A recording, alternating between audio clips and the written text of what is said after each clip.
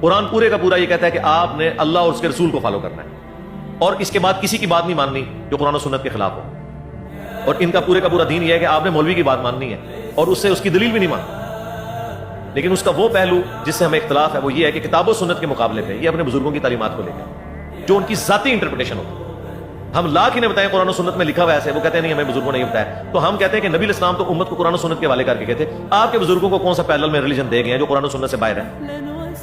اب کوئی کہے کہ نہیں یہ دین ہم نے سینہ بسینہ ٹرانسفر کیا ہے، ہم کہیں گے ٹھیک ہے، سینہ بسینہ کوئی ایسا دین ہم نہیں مانیں گے جو قرآن کے خلاف ہو، جو اجماع اور عملی تواتر سے ٹرانسفر ہوا ہے. اگر قرآن کے اپوزٹ تعلیمات ہوں جناب پھر ہم تو کہیں گے کہ یہ دین آپ نے فیبریکیٹ کیا. تو ایسے ہی ہے، قرآن کی جو توحید ہے وہ تو آپ کو ان کے اندر نظر نہیں آئے گی، یہ تو اپنی عبادت کروا رہے ہیں. قرآن تو کہتا ہے اپنے مال اور اپنی جان کے ذریعے اللہ کی راہ میں جہاد کرو، یہ تو مریدوں کے مال اور مریدوں کی جانیں اپنے لیے یوز کرتے ہیں، تو اپوزٹ چاہتے ہیں.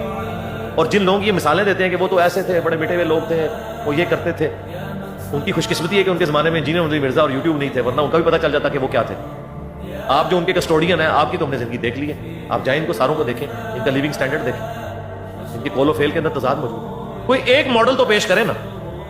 اب میں نام نہیں لیتا، پاکستان میں چند ایک علماء جن کو تمام مکاتب فکر کے لوگوں نے بڑی عزت کی نگاہ سے دیکھا، ان کا پردہ بھی فاش ہو گیا، باقیوں کو تو چھوڑ دیں.